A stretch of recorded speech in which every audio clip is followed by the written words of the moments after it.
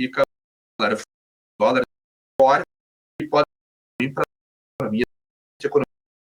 Então, todos os produtos, quando o dólar sobe, acaba subindo.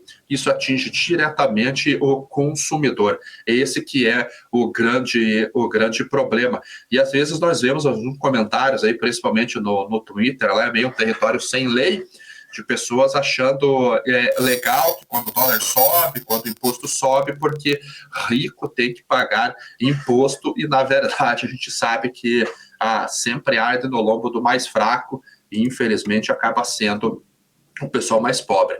Hoje as commodities já estão operando numa dinâmica um pouquinho diferente, até recuperando um pouco da queda que houve ontem. O dólar DXY está basicamente estável a 104 pontos, então a ata do FED veio basicamente dentro do esperado. A única alteração, talvez, ou a única surpresa pequena foi a frase, o parágrafo que diz que os juros devem permanecer altos ainda durante todo esse 2023. E após a queda muito forte que houve ali no finalzinho do ano passado, você vê que ele basicamente fica girando aqui entre 104 e 105 pontos e não sai do lugar. O nosso dólar aqui é R$ 5,43, então a gente já teve uma alta bem forte, e isso é o dólar spot, né, o dólar à vista. E quando nós olhamos o dólar futuro, a curva de dólar, deixa eu colocar na minha planilha para vocês darem uma olhadinha, a gente vê que para o segundo vencimento aqui, ele já está acima de R$ 5,50, terceiro vencimento R$ 5,54. Isso é devido ao carrego.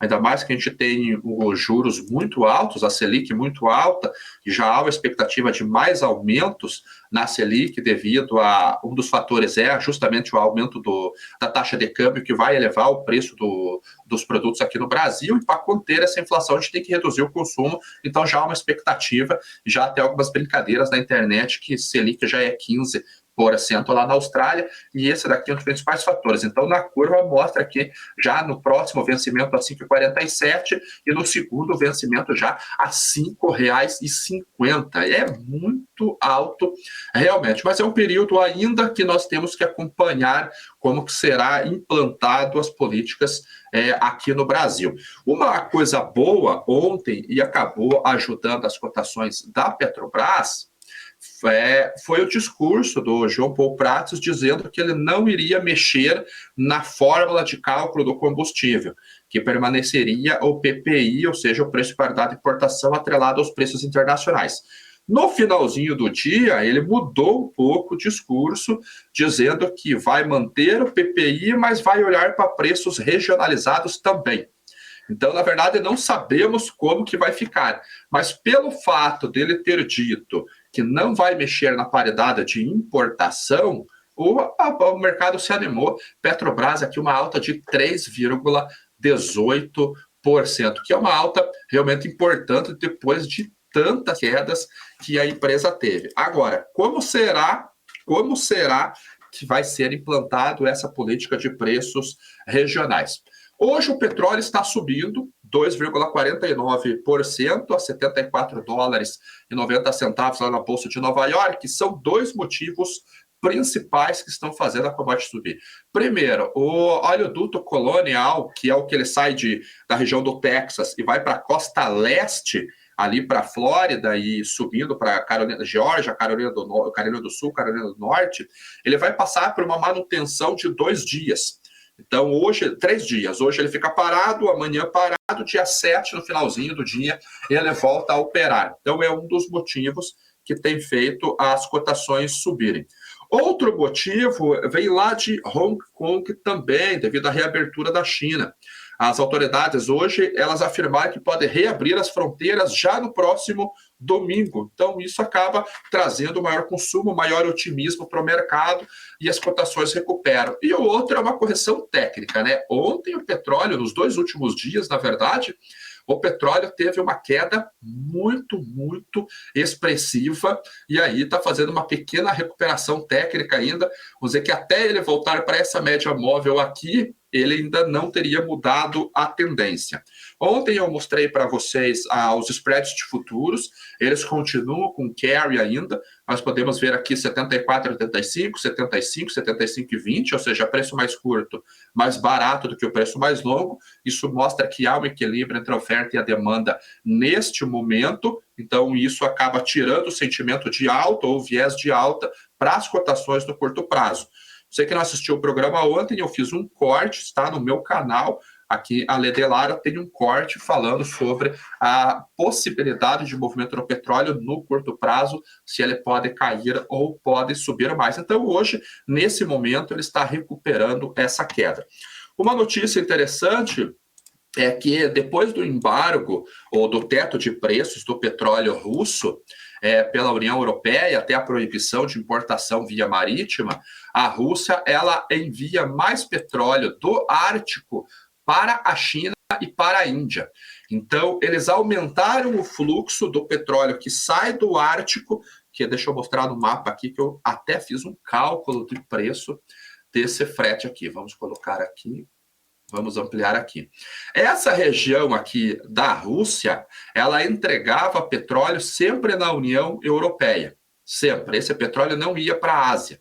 O que ia da Ásia era o que saía pelo Mar Báltico aqui e o que saía dos portos aqui dessa região. E aí sim, atravessava o Estreito de Kerch, o Bósforo, atravessava o Canal de Suez, o Chifre da África e entrava aqui ou na Índia ou na China, aqui. E agora eles estão entregando isso. E há um desconto em torno de 9, 10, 11 dólares por barril, dependendo do tipo do petróleo. Se o petróleo azedo está com desconto de 9 dólares por barril em relação ao ICE, ao Brent, e se for o petróleo doce, o petróleo leve, ele tem um descontinho um pouquinho menor, mas mesmo assim está mais barato do que comprar dessa região aqui do Golfo Pérsico, aqui da Arábia Saudita, que acabou se tornando o segundo maior exportador, sendo ultrapassado pela Rússia no finalzinho do ano passado. E a gente vê que custa 8 milhões de dólares um navio que vai do Mar do Norte aqui, do Ártico, da Rússia para a Ásia. Então, esse é o movimento que começou a acontecer agora. Ontem eu mostrei para vocês também que a China aumentou as cotas de exportação de derivados de petróleo, porque 2 refinarias novas foram inauguradas lá. Ela continua comprando petróleo da Rússia com um desconto muito bom. Esse desconto, na verdade, ele vai de 25 dólares em relação ao Brent até 1,50 dólar frente ao Brent, depende do tipo do petróleo. Mas se está abaixo do preço de mercado, e se você considera o segundo maior exportador, que é a Arábia Saudita, que está vendendo a 1,5 dólar acima do Brent, e você tem um petróleo russo, na melhor das hipóteses, com 1,50 dólar abaixo do Brent, na verdade você tem 3 dólares por barril de desconto. E isso acaba ajudando muito na margem de processamento. Então, compra esse petróleo com desconto, refina esse petróleo e vende os derivados a preços de mercado. E ontem também foi mostrado que houve um aumento das exportações, justamente de petróleo, e um aumento das posições de especuladores, de investidores, acreditando na alta de derivados. O que tem segurado um pouquinho essa alta é a preocupação do mercado, e não da China, do mercado com relação à política de Covid. A China está reabrindo a sua economia, diz que está conseguindo controlar o Covid lá, mas o mercado não acredita. Até mesmo o presidente Joe Biden fez uma reclamação à Organização Mundial do Comércio sobre como que a China está tratando o Covid. E a Organização Mundial do Comércio fala nessa matéria que eles não estão acreditando nos números que estão vindo lá da China. Para se ter uma ideia, ontem foi reportado uma morte só por Covid. Mais de metade de Xangai, por exemplo, de Pequim, de Shenzhen, Guangzhou, regiões importantes da Lian, estão, segundo relatos locais, a população está contaminada, está infectada com o Covid. Até semana passada, haviam relatos de 5.000, 5.800 mortes por dia. E, de repente, aumenta o número de infecção e o número de mortes cai de 5.800 para 1. Então, o mercado não acredita nesses dados e é o que acaba limitando os ganhos do mercado internacional. China está reabrindo? Opa, China está reabrindo. Mas quais serão as consequências do levantamento das restrições com relação ao Covid? Então, o mundo não está muito confiante neste curto prazo com relação a esse dado. Mas hoje, mercado um pouquinho mais animado. O café trabalhando basicamente estável hoje, foi mais um dia de queda aqui, a gente já está indo para o quarto dia de queda novamente, agora está testando esse suporte na faixa de 160 centavos de dólar por libra-peso. Se ele romper, aí sim ele pode descer bem mais, vamos dar uma olhadinha aqui num gráfico diário, ele pode vir aqui até 155 seria o próximo, então 160 por ser o bola, ele tem o suporte, e depois 155, e aí ele é um pouquinho mais forte, porque nós temos esse fundo aqui e temos 3 fundos aqui nessa linha. E ele está muito próximo de uma média, então ele poderia até cair um pouquinho mais. RSI em 42, apontando para baixo, então, ao que tudo indica, o café ele pode ter mais alguns dias de queda realmente, se é que vai haver um movimento de alta. Eu acredito que ele volte a subir realmente, talvez ali para março, para abril ou maio no máximo, eu acho que ele pode voltar ali para 180 centavos de dólar por libra-peso, quando o fruto já estiver madurando e nós estivermos chegando próximo à colheita e percebemos que a oferta não é tão grande ainda.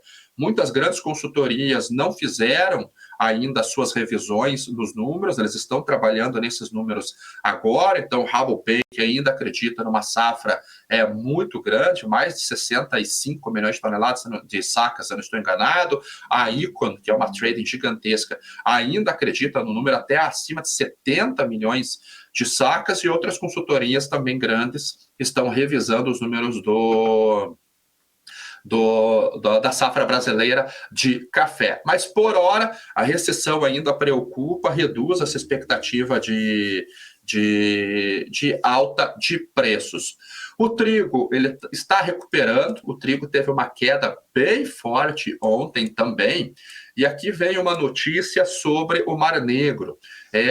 Ontem eu mostrei para vocês os dados do Mar Negro que estavam saindo ainda, o fluxo estava sendo normalizado e uma oferta muito grande da Rússia. Até a Rússia, nesse início de ano, exportou um recorde de 3,6 milhões de toneladas. É uma grande oferta de trigo. Hoje tem uma notícia vindo lá da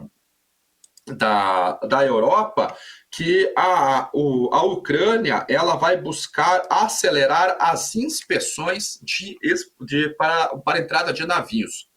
Então, em vez de liberar mais portos dentro daquele acordo que foi celebrado no meio do ano passado e estendido no finalzinho do ano passado, em novembro, eles querem acelerar as inspeções em vez de liberar mais portos. Houve uma notícia no final do ano passado de que as seguradoras e resseguradoras estavam retirando a cobertura de seguros da região do Mar Negro. Então, isso encarecia o frete e muitos navios, muitas companhias não iriam operar lá realmente, porque sem seguro o risco acaba ficando muito grande, ainda mais que é uma zona de guerra. Então, esses navios começam a se acumular no Estreito de Bósforo, já são mais de 90 navios que estão aguardando a inspeção por lá para poderem ir para os portos ucranianos fazerem o seu trabalho. Então, a gente vê aqui, olha a quantidade de navios que eu filtrei aqui, só navios bulkers, ou seja, são navios de cargas secas a granel, que transportam milho, transportam trigo, transportam fertilizantes, não são navios de petróleo, não são navios de container, não são navios pesqueiros, nem nada. Então, está aguardando para poder vir operar, principalmente no porto de Odessa, que é o maior porto. Então, a intenção da Rússia, da Ucrânia, é realmente acelerar essa inspeção. Imagine que um navio, ele chegando no estreito aqui, ele fica um mês aguardando inspeção. Um mês.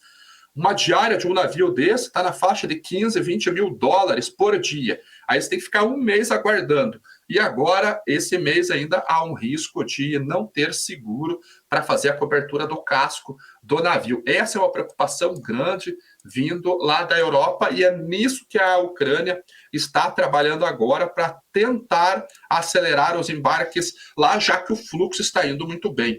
Foram 7 milhões de toneladas exportadas em dezembro, é um número muito bom comparado com o que o mercado estava precificando inicialmente devido à guerra. O milho vem na carona, 0,34% de alta, vem apoiada na alta de trigo. Ainda a Argentina com problemas lá, já sabemos a situação, o Brasil exportando quase 4 milhões nesse mês de janeiro, vamos bater mais de 43 milhões de toneladas e hoje subindo realmente. Amanhã nós teremos dados de vendas novas de exportação dos Estados Unidos referente à semana passada. Então, uma semana que deve vir um número fraco. Indo para a soja, complexo hoje subindo, óleo de soja subindo 1,2%, apoiado em dois fatores principais. Primeiro, a alta do petróleo e depois os baixos estoques do óleo de palma lá na Malásia. Então, o óleo de soja, como é concorrente direto, há um estoque muito baixo do óleo de palma na Malásia, tem motivos suficientes para operar em alta.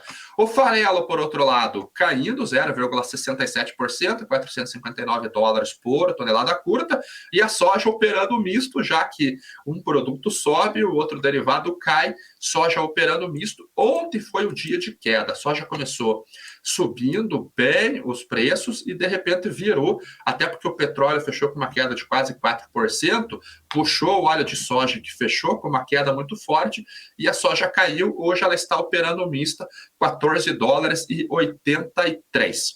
O que aconteceu com os preços no Brasil? Ontem tiveram queda, os preços caíram. Então a gente olha, vamos aumentar a planilha, vamos para o físico aqui. Eu separei, deixa eu ampliar o zoom aqui. O preço em Paranaguá para exportação, você vê que caiu em média na semana 2,5%, 2,3%, dependendo da entrega. Para a entrega a março, caiu 2,23%. Ponta Grossa não teve uma queda. Quando nós vamos para, por exemplo, o Mato Grosso, que é um outro grande exportador, vamos ver no disponível, em vez do futuro, vamos ver no disponível e no balcão, a gente vê que os preços em algumas praças caíram. Você vê que Primavera do Leste caiu 3,88% no disponível, R$ 156 a saca. Um outro problema, os fretes aqui no Brasil, eles acabaram subindo. Então, a gente vê aqui que alguns preços subiram 7%, por exemplo, de Anápolis para Paranaguá, 7%, e em Tubiária teve uma queda de 1,2%. Qual que é o problema disso? Quando eu olho uma curva de preço da soja hoje, a gente vê que os preços para entrega em março estão mais baratos do que para entrega em outubro. Isso é normal devido à cotação dos prêmios, que continuam em queda no Brasil. A gente vê que teve uma queda muito forte, a gente vê que o prêmio, por exemplo, para abril já está em 22 acima de Chicago, muito baixo, derreteu esse prêmio realmente. Agora, quando a gente vai para a entre safra brasileira, os prêmios já estão em alta. Então, em outubro, nós temos 240, 190 a setembro. Por isso que nós temos uma curva com carrego positivo. Você que é produtor, você vai calcular o custo de carrego da tua operação para saber se vale a pena você vender para entrega em março ou para entrega em abril. Mas há R$4 de diferença num frete de 150. Mas para uma região de Cascavel, por exemplo, que o frete estava R$100 na semana passada, essa soja estava 177 e 181 para entrega em março e entrega em março e entrega em abril. E esse frete subiu para R$150. Para quanto que foi? 174. Caiu R$3 por saca, porque o frete subiu uma barbaridade aí nessa última semana. Por que o frete subiu? Porque começa uma concorrência agora, já que a colheita começou, a safra está chegando no mercado. Então, essa que é a dinâmica. Curva de dólar já mostrei. Fretes marítimos. Vamos entrar agora no tema de fretes e eu vou mostrar para vocês como que ele funciona como indicador antecedente para movimento de commodities e até mesmo movimentos de ciclos econômicos. Primeiro porque, quando nós falamos em frete internacional, indicadores de fretes, como, por exemplo, o BDI, o índice Capesize, o FBX, que é o Freightos Baltic Index, não há especulação, porque são as contratações efetivas de fretes. Então, para negociar um frete na bolsa na Baltic Exchange em Londres, você tem que ser algum player do mercado de fretes. Você não consegue especular nesse indicador. E esses fretes, eles estão operando em queda. Então, na minha planilha, nós vemos aqui que do Golfo para o norte da China, o navio Panamax, no último relatório, teve uma queda de 1,39%. Do Brasil para o norte da China, nós estamos falando do porto de Dalian, porto de Qingdao, houve uma queda de 1,49%. Frete de milho do Golfo para o Japão, uma queda de 1,45%, e do Brasil para o Japão, uma queda de 1,49%. Vamos para outra planilha agora, para a plataforma, que eu quero mostrar alguns dados interessantes. Então, olhando os dados de shipping, nós vemos que desde o ano passado a gente começou a ter quedas muito expressivas nos preços de frete. O próprio petróleo, que no finalzinho do ano, se bem que em novembro de 2022, ele teve uma alta muito representativa, caiu muito o preço do navio de petróleo. O Baltic Dry Index, que ontem caiu 17,5%, hoje caiu 5,92%, mais uma queda. E quando nós olhamos as rotas, os dry bulk rates, por rotas de trigo, por exemplo, queda de 4%, 3%, milho queda de 1%, 1,5%, soja 1,3%, até mesmo o minério de ferro teve queda de 0,5%. Açúcar, queda de 4% do Brasil para a Rússia, para se ter uma ideia. Como aqui não há especulação, e você contrata um frete hoje para embarcar daqui 60 dias, 90 dias, para o produto chegar no destino em 30 dias, 40 dias, você já está, ele pode trabalhar junto com o PMI, por exemplo, que é aquele sentimento dos compradores da indústria de serviços, por exemplo, se eles estão pessimistas, e é o que nós vemos nos relatórios, por exemplo, que saiu dos Estados Unidos ontem, o PMI da indústria lá vem em 48 pontos, deixa eu encontrar aqui, cadê o PMI? Aqui, ó, ISM, que é o Instituto, o Manufacturing PMI vem em 48 pontos. Isso indica contração.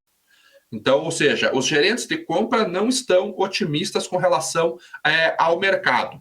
Quando nós olhamos para a China, que é o parque industrial do mundo, então faz muita diferença você olhar o sentimento dos gerentes de compra da principal indústria do mundo, nós vemos que os indicadores eles estão em queda, estão em contração e continuam em queda ainda num dos principais países fabricantes do mundo. Deixa eu colocar aqui. Indicador PMI. Aqui, ó. MBS Manufacturing PMI. Ele está em 47 e olha como que está a curva. Ela é muito fraca, está em queda ainda. Quando eu olho daí os indicadores de fretes, eu vejo que os fretes também estão tendo uma queda, porque há uma demanda menor, e se há uma demanda menor, principalmente de commodities, que é o que o BDI mede, o Baltic Dry Index, mede menor demanda por minério de ferro, vamos dar uma olhadinha nas quedas de Baltic Exchange. O índice Capesize, por exemplo, de minério de ferro, caiu 7,28% de ontem para hoje. O indicador Panamax de grãos caiu 4,17%. E o indicador Supramax, que são aqueles navios menorzinhos, de fertilizantes, açúcar, caiu 5,79%.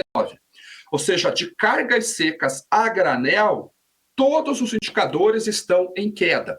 Então, se eu olho o PMI da indústria em queda, os gerentes estão pessimistas com relação ao crescimento do consumo, então vão fabricar menos. E eu olho uma contratação de fretes abaixo, os fretes caindo, ou seja, corroborando com a análise de que realmente a economia está encolhendo, está desacelerando, a gente pode ter um sentimento, ou pelo menos uma visão de que, algum problema vai vir à frente. Quando eu olho o Baltic Dirt Tank, caiu 2,3%. Isso aqui é navio embarcado. O navio clean, 2,82%. Então, todos os fretes, eles estão caindo.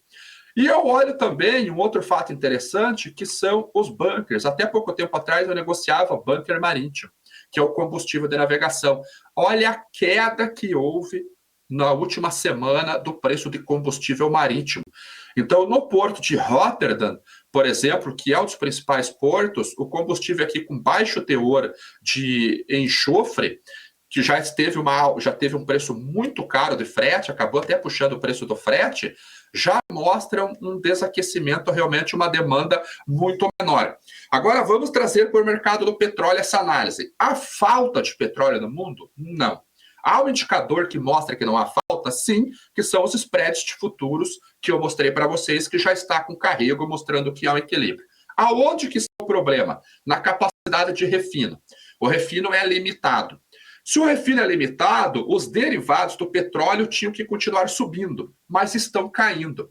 Isso mostra que a demanda pelo derivado do petróleo está baixa.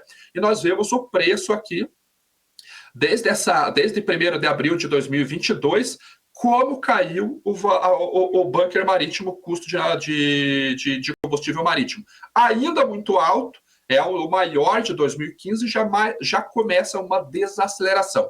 Então, muito provavelmente, a gente deve ter uma recessão realmente vindo à frente. Agora, tem um dado que é interessante também. Por que a recessão pode vir à frente? Porque há uma elevação dos juros, os bancos centrais estão fazendo juro, um aperto monetário, porque a inflação disparou. Mas olha o dado que veio da Europa hoje, com relação ao PPI, a inflação ao produtor, que seria o nosso GPM. Veio em queda lá no comparativo mensal, mas olha o comparativo anual. O mercado esperava 27,5%, veio abaixo do que o mercado esperava, 27,1%, e veio muito abaixo do último relatório, que era 30,8%. Ou seja, a inflação na Europa, na União Europeia, nos 27 países, ele está desacelerando. Então, será que é uma boa notícia realmente que os preços caíram a ponto de derrubar a inflação e a gente pode ver um menor ritmo de alta de juros e a economia recuperando em V? Como que nós vamos ver isso? Quando os PMIs começarem a reduzir o ritmo de queda ou começarem a voltar a subir, quando a gente voltar acima de 50 pontos, Estados Unidos, China, Europa, a gente vê que os gerentes voltam a ficar otimistas, nós voltarmos a ver uma contratação de fretes realmente elevando o indicador de fretes. Por isso que o BDI pode ser usado como indicador antecedente. E hoje nós vamos ver, daqui a pouquinho, saem dados do ADP, que é uma prévia do payroll que sai com relação ao desemprego norte-americano, que está muito baixo. Então, acho que vocês entenderam a dinâmica que eu quis mostrar. E para nós fecharmos, porque já passei do horário aqui, eu quero mostrar para vocês a arroba do boi, que ela continua em queda. Ontem fechou com uma queda de 0,22% e há uma oferta muito grande de fêmeas no mercado ainda, que acaba aumentando a oferta. O pecuarista também já volta a negociar o boi no mercado e há uma planilha aqui da Scott Consultoria, um mapa da Scott Consultoria, mostrando a variação de preços por praça. Olha que bacana, qual que foi... Opa, por que não está abrindo aqui? Olha qual que foi a variação. Queda basicamente em todos os estados com relação a Rio de Janeiro e Alagoas. Então, arroba do boi, muito provavelmente pressão no curto prazo. Então, passei um pouquinho do horário, vamos dar o like aí, pessoal, por favor. Vamos dar o like, é uma maneira que o YouTube entenda que há um conteúdo minimamente relevante aqui no canal. Puxa vida, nossa, nem metade de like realmente. Aqui na BMC também, pouquinho like. E na BMC vocês têm um QR Code aí na tela, que é o nosso curso de investimentos em commodities que nós vamos fazer no início de fevereiro, 4, 5 e 7 de fevereiro. Você pode acessar o site, fazer a sua pré-inscrição, que a nossa equipe comercial vai entrar em contato com você, onde nós vamos mostrar na prática tudo isso que eu falo aqui no programa como notícia. Eu mostro na prática como analisar, aonde encontrar esses dados. Então, no início de fevereiro, 4, 5 e 7, o nosso curso Imersão em Commodities. Vamos ver uma pergunta aqui do Eduardo. Com a queda do frete, o preço do boi que é exportado também deve cair? O boi não é exportado, Eduardo. O que é exportado é a carne. E aí tem que ver o custo de produção da carne e o valor que a China está pagando. Tem uma relação? Tem, porque se a carne baixa, o frigorífico vai bater na arroba do boi. Mas não é a dinâmica. Tem mais indicadores no meio do caminho. Frete mais barato impulsiona a demanda? Teoricamente, sim, Maicon, mas depende de como que está o consumo, aonde esse frete vai levar, vai entregar a mercadoria.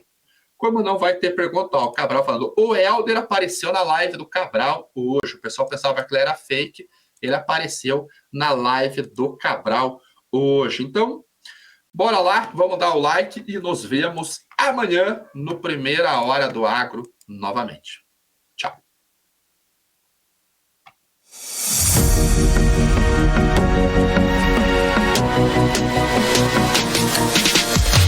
PMC News. Informação que gera valor.